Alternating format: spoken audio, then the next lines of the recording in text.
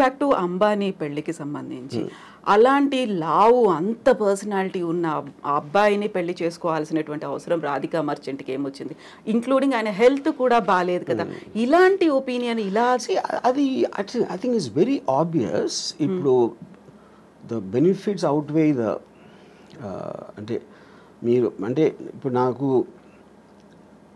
ప్రతి అమ్మాయికి ఇలాంటి వాడు కావాలని ఉండదు అనుకున్నది. ఒక నిమిషం, నేను అమ్మాయి గురించి మాట్లాడట్లేదు. అది లేదు, కానీ ఇది ఉంది. ఇది ఉంది ఏదైతే దీనికన్నా బెటర్ అంటే యూ మైట్ కాంప్రమైజ్. యా, ఇది నేను జనరల్గా చెప్తున్నా. ఎగ్జాక్ట్లీ ఆ అమ్మాయి పర్టికులర్గా దేనికి అట్టాగని ఆ అమ్మాయి నాకు తెలీదు. నేను అమ్మాయిల మైండ్ స్టేట్లో నేను లేను కాబట్టి I can't make a comment on her. But if you want me to speculate on that, మీకు కావాల్సింది లేదు కానీ అతని దగ్గర ఉన్నాయి, వేరే ఉన్నాయి ఏదైతే అది కాంపెన్సేట్ చేస్తుందంటే చేస్తాం. ఇప్పుడు ఒక అమ్మాయి ఒక పెళ్ళిలో ఒక అమ్మాయి బాగాలేదనుకోండి, కానీ విపరీతమైన ఆస్తుంది. అప్పుడు అబ్బాయి ఏమనుకోవచ్చు, అమ్మాయి అందంగా లేదు కానీ అమ్మాయితో వచ్చిన ఆస్తి అమ్మాయి కన్నా అందంగా ఉంది, నాకు ఆ చాయిస్ లేదు. వీడు కావాల్సిందేంటి, అమ్మాయి అందంగా ఉండాలి, ఆస్తి ఉండాలి అనే ఆప్షన్ దొరకనప్పుడు ఇక్కడ మీకు ఆస్తి ఎక్కువ అమ్మాయి ఎక్కువ అనేది వస్తుంది సజెషన్. వెయిటేజ్ ఎక్కువ. తర్వాత దానికోసం ఆడు అదేంటి అమ్మాయి అందాన్ని సాక్రిఫైస్ చేసి ఆస్తి అనుభవిద్దాం అనుకోవచ్చు, లేకపోతే ఇంట్లో ఉంచి నేను వేరే అమ్మాయిలతో ఉంటాను అని ఆడు ఇంకో ప్లాన్ చేసుకోవచ్చు, రకరకాల ఏదైనా అవ్వచ్చు. But the point is all of us we will choose the options available to us. ఒక పేద ఇంటి అందమైన అమ్మాయి భార్యగా కావాలా, లేకపోతే చాలా రిచ్ పర్సన్ అందం లేని అమ్మాయి కావాలా అనేది అప్పుడు మీరు దేనికి ఎక్కువ వాల్యూ ఇస్తారన్న దాని మీద ఆ ఇండివిజువల్ మీద డిపెండ్ అవుతుంది. యా. సో ఇప్పుడు నాగ చైతన్య శోభిత మ్యారేజ్కి సంబంధించి కూడా ఎన్ని స్పెక్యులేషన్స్, అంటే వీళ్ళిద్దరి వల్లే సమంత కూడా విడాకులు తీసుకొని పోయింది, తను దూరం అవడానికి కూడా శోభితనే కారణం, ముందు నుంచి కూడా వీళ్ళకి రిలేషన్స్ ఉన్నాయి అనేది. సో రెండు రకాల వాదనలు, ఒకవైపు నాగ చైతన్య గురించి మాట్లాడే వాళ్ళు సపోర్ట్ చేస్తూ, సమంత గురించి మాట్లాడే వాళ్ళు సపోర్ట్ చేస్తూ, ఇదంతా ఓన్లీ వాళ్ళ ఫ్రీడమ్. సో ఇప్పుడు వీళ్ళందరూ కూడా they doing it for entertainment. ఆ ఇష్యూ అనేది కేవలం ముగ్గురికి సంబంధించింది, Chaitanya, Samantha and of course Sobhita గారు. యూనో బయట వాళ్ళు మాట్లాడితే అందరూ మాట్లాడతారు, పొద్దున్న లేస్తే మనం మాట్లాడకుండా ఏంటి చేసేది. కొంతమంది ఇండివిజువల్గా మాట్లాడచ్చు, కొంతమంది మీడియాలో మాట్లాడచ్చు, కొంతమంది ఇందాక చెప్పారు కదా వాడు స్వామి వాడేదో ఒక ప్రిడిక్షన్ ఇవ్వచ్చు, ఇలా రకరకాలు ఉంటారు. అదంతా కూడా సోషల్ ఎంటర్టైన్మెంట్.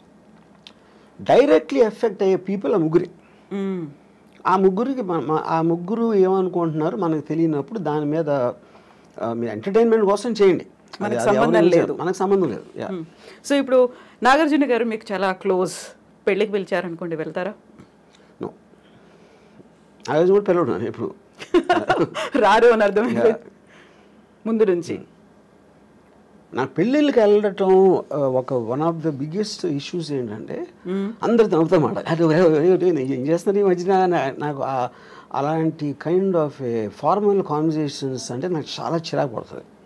అందుకని అలాంటి ఈవెంట్స్కి వెళ్ళను నేను ఎప్పుడు. నేను పెళ్ళిళ్ళకి అదే చావులు కూడా వెళ్ళను, సేమ్ పెళ్ళిళ్ళకి చావులకి రెండు ఒకటే నా దృష్టిలో. చావుల్లో కూడా అందరూ మాడిమోహం పెట్టుకుని ఎలా పోయారు ఏంటో అసలు ఇప్పుడు అనుకోలేదండి ఈ డైలాగులు అన్నీ అనాలి, సేమ్ స్టాండర్డ్ డైలాగ్స్ ఉంటాయి. అందుకని ఈ రెండు పెళ్ళిళ్ళకి చావులకి ఎప్పుడు నేను వెళ్ళను. స్ట్రాంగ్ స్టేట్మెంట్ కదా సాంగ్ అంటే నా ఫీలింగ్ అది. రెండు ఒకటే. చావు అంటే మీరు వేరే లోకం వెళ్ళిపోతున్నారు అనుకున్నాం, పెళ్ళి కూడా మీరు వేరే లోకంలోకి వెళ్ళిపోతున్నారు. సో పెళ్ళి చావు రెండు ఒకటే అనడం అనేది అంత ఈజీ కాదు కదా. ఈజీగా కష్టం కాదు కదా, అది నేను అనుకునే ట్రూత్. అది పెళ్ళి అనేది మీ ఫ్రీడమ్ కోల్పోయి ఒక జైలుకి వెళ్తున్నారు, ఇక్కడ కూడా మీ లైఫ్ బతికే ఫ్రీడమ్ కోల్పోయి చచ్చారు. ఆ రెండింటికి సిమిలారిటీ ఉంది అనేది నా బిలీఫ్. అది సో ఇలా మాట్లాడడం బ్యాడ్ కావచ్చు, కాకుంటే రాము గారితో మాట్లాడవచ్చు. వాట్ ఇఫ్ ఎండ్ స్టేజ్ రాము గారు ఎలా ఉండాలనుకుంటున్నారు, ఏం జరగాలి, ఎలా ఉంటే బాగుంటుందని? ఎండ్ స్టేజ్ ఇప్పుడు నేను నా పనులు చేసుకునే, అంటే నేను ఎవరి మీద డిపెండ్ అవ్వకుండా నేను చేయగలిగే, నేను చేసుకోలేని రోజు వచ్చినప్పుడు డెత్ అనేది వస్తుంది. డెత్ నేను ఏం చేయలేను, బతికుడిని కూడా ఏం చేయను అనే రోజు వస్తే నేను చచ్చిపోతాను. ఎందుకంటే I want to see what happens in the next after the death. Yeah, ఎలా? I have my ways. మీరే చచ్చిపోతాను అంటే I will tell you. I will see the most least painful death ఏంటనేది అది రీసెర్చ్ చేసి నాకు ఆల్రెడీ ఉన్నాయి నా దగ్గర ఐడియాస్. అంతే. ఎందుకంటే యూ డోంట్ నీడ్ లివింగ్ అనే పర్పస్ లేదు. If you are not able to do what you want to do, అప్పుడు బతకడం ఎందుకు అసలు? ఊరికనే చెట్టులాగా హాస్పిటల్ బెడ్ మీద ఉంటాం, అదే కదా point. You know, so if you're not enjoying your life, you have no reason to live. ఇది ఇంకొక ఎక్స్ట్రీమ్ కదా, చాలా ఈజీగా పోవచ్చు, లేకుంటే ఇలాంటి పెయిన్ఫుల్ అనేది లేకుండా. ఎక్స్ట్రీమ్ అనేది ఉండదు, ఎవరి థాట్ వాళ్ళది ఉంటుంది. మీకు ఎక్స్ట్రీమ్ అయింది అనేది నాకు చాలా న్యాచురల్ అనుకోవచ్చు. Extreme is by definition is one persons perspective another person, అంతే కదా. ఎక్స్ట్రీమ్ అంటే ఇప్పుడు మీ దానికి ఉన్న దానికన్నా ఇంకా ఎక్కువ డీపర్ ఇంటెన్సిటీతో నమ్ముతూ ఉంటే అది ఎక్స్ట్రీమ్ అవుతుంది. ఇప్పుడు టెర్రరిస్ట్ ఉన్నాడు, ఎక్స్ట్రీమ్ అని ఎందుకు అంటాం ఎక్స్ట్రీమిస్ట్ అని? వాడి కోపాన్ని అంత నిర్వహించబడుతున్నాడు, చంపేస్తున్నాడు, బాంబులు పెడుతున్నాడు. అది మీరు చేయరు. మీరైతే మా అయితే తిడతారు, మా అయితే కొడతారు, లేకపోతే మా అయితే అరుస్తారు. వాడు దానికి వెళ్తున్నాడు. ఇలాంటితో వర్కౌట్ అవ్వని ఆడు నమ్ముతున్నాడు. కానీ ఎక్స్ట్రీమిస్ట్ ఎవడు? వాడు ఎక్స్ట్రీమిస్ట్ అనుకోడు కదా, వాడు అది నమ్ముతూనే చేస్తున్నాడు అది. సో పెయిన్లెస్గా ఉండాలి, ఈజీగా స్మూత్గా ఉండాలి అంటే రీసెర్చ్ చేస్తున్నారు. అందులో సూసైడ్ కూడా ఉందా?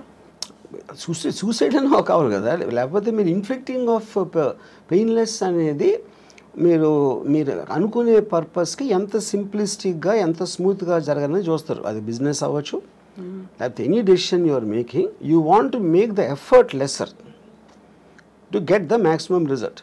అప్పుడు డెత్ అనేది మీకు రిజల్ట్ కావాలి అనుకున్నప్పుడు డెత్లో ఒక పెయిన్ ఆస్పెక్ట్ అనేది ఎంతో కొంత ఉంటుంది. మేబీ ఆ ఎంతో కొంత దాన్ని రెడ్యూస్ చేయడానికి you will use your knowledge and your thinking. So ఎప్పుడు నేను ఆ లాస్ట్ స్టెప్ తీసుకోవాలి అనేది ఏ స్టేజ్లో డెసిషన్? చెప్పాను కదా, when I can do, when I have to depend on somebody else, that is the last stage for me. It is not about the age. ఇప్పుడు suppose నాకు ఇప్పుడు మీ స్టూడియోకి ఇంటర్వ్యూకి వచ్చాను, ఇప్పుడు వెళ్తా ఒక యాక్సిడెంట్ అయిపోయి నా కాళ్ళు పోయినాయి అనుకోండి for example. So I might do it now only. లేదా నాకు 80 years 90 years వచ్చినా కూడా నేను ఇంకా చేయగలుగుతున్నాను అంటే I might not do it. So the point is not about the age, it's about your fallibility. So మనం డొనేషన్స్ వీటన్నిటి గురించి మాట్లాడుకున్నాం. ఇలాంటి సడన్ డెత్ ఏదైనా వచ్చింది అనుకున్నప్పుడు నా హార్ట్ డొనేట్ చేయండి, లేకపోతే నా ఐస్ డొనేట్ చేయండి, నా కిడ్నీస్ డొనేట్ చేయండి, ఇలాంటి జీవన్ దాన్ అనే కాన్సెప్ట్ వచ్చింది కదా. చనిపోయిన తర్వాత కూడా నలుగురిలో బతికుండొచ్చు, ఈ లోకాన్ని చూడొచ్చు అనే కాన్సెప్ట్ రాము గారికి కనిపించింది. నేను ఎందుకు చేయనంటే ఇప్పుడు see there is nothing in life which is uncertain, which is certain. మనది అయిపోయింది కదా, మన బాడీయే కదా. ఇప్పుడు సపోజ్ నెక్స్ట్ బర్త్ ఉందనుకోండి, నెక్స్ట్ బర్త్లో ఇప్పుడు పుట్టుగుడ్డోళ్ళందరూ ఎవరైతే గుడ్డిగా పుడతారో వాళ్ళందరూ లాస్ట్ బర్త్లో డొనేషన్ ఇచ్చారేమో అని నాకు అనుమానం. అప్పుడు దేవుడి దగ్గరికి వెళ్ళి ఇచ్చావు కదా, ఇప్పుడు అయితే నెక్స్ట్ బర్త్ నువ్వు నీ కళ్ళు కూడా పడతావు అని చెప్పారు అనుకోండి, అరే అమ్మా అని నేను డిసప్పాయింట్ అవుతాను కదా. అందుకని అలాంటి ఛాన్స్. ఇంకోటి ఏంటి, I'm not an అల్ట్రూయిస్ట్, I don't live for others. నేను నా కోసమే బతుకుతా, అన్నీ నేనే తీసుకెళ్ళిపోతాను. కాకుంటే ఇప్పుడు కళ్ళని దానం చేయమన్నప్పుడు వచ్చినటువంటి ఒక యాడ్ అనేది ఉంది, నెక్స్ట్ జన్మలో మీ కళ్ళతో ఈ ప్రపంచాన్ని చూడొచ్చు, అందమైన ప్రపంచాన్ని చూడొచ్చు అనేది. కళ్ళు అనేది it's a device. The only thing which perceives everything is the brain. బ్రెయిన్లో కూడా ఉన్న కాంప్లెక్స్ బ్రెయిన్ మ్యాటర్ కాదు కదా, దేర్ ఇస్ బ్రెయిన్ అనేది యాక్చువల్లీ ఒక ఎగ్జాక్ట్లీ మీ కళ్ళు రిజిస్టర్ చేస్తున్నాయి, దాన్ని బ్రెయిన్ పర్సీవ్ చేస్తుంది. Every kind of a sense you have, whether it is your hearing or whether it's your touch or your vision, all of them are functions of the brain, of the mind, which is a thought. And thought doesn't have form. So a thought అనేది మనకి ఇప్పటివరకు తెలియదు అదేంటో అసలు exactly why does a bunch of thoughts and feelings should have a human body అనేది నా one of the biggest questions నాకు. So అప్పుడు అది దానికి లేనప్పుడు మనకు అంత అన్సర్ట్ అయినప్పుడు ఉన్నవన్నీ ఎందుకో మంచిదని తీసుకెళ్ళిపోవడం బెటర్ నాతోనే. అందుకని నేను డొనేట్ చేయను. దెన్ వాట్ అబౌట్ డబ్బు? ఇప్పటిదాకా సంపాదించిన డబ్బుని ఏం చేస్తారు మరి? అది మీతో రాదు. Of course what ever might not have any value. నేను కూడా తీసుకెళ్ళాను కదా. అవును, తీసుకెళ్ళలేరు. నా బాడీ అంటే నేనేంటి మాయ అయితే నేను ఒక విల్లో రాసి ఇక్కడ డొనేట్ చేయండి అని అలాంటివి చెప్పొచ్చు. అదే నేను డబ్బు కూడా చేయొచ్చు. అది చేయకపోయినప్పుడు they will send me as it is. But money and this మీరు చెప్పకపోయినా సరే it will rightfully go to whatever the legal aspect of the hereditary laws ఏదైతే ఉన్నాయో దానికి వెళ్తుంది. So I'm not in control of that. నేను బతికున్నప్పుడే ముందే నేను అనుకుంటే ఇస్తాను. అది ఎలాగే ఇస్తారు కదా, చాలామంది చేస్తారు. వాళ్ళు దానాలు ఇవ్వచ్చు, ఎవరికో రాసేయచ్చు, ఏదో చేస్తారు. Anyway that happens. సో ఇప్పటిదాకా మీరు ఏ దానము చేయలేదు, చెయ్యరు అస్సలు? బ్లడ్ డొనేషన్ దగ్గర నుంచి నెవర్. నా ఇష్టం వచ్చిన వాళ్ళకి నేను I will give money. General పీపుల్కి నేను they have to have some connection to me. If they are in need మిమ్మల్ని అడిగారు అంటే, if they are in need మిమ్మల్ని అడిగారు ఆ టైం అంటే నాకు వాళ్ళ మీద ఫీలింగ్ బట్టి అడిగారు కాబట్టి ఇవ్వడం అనేది ఉండదు. అంటే ఇప్పుడు సపోజ్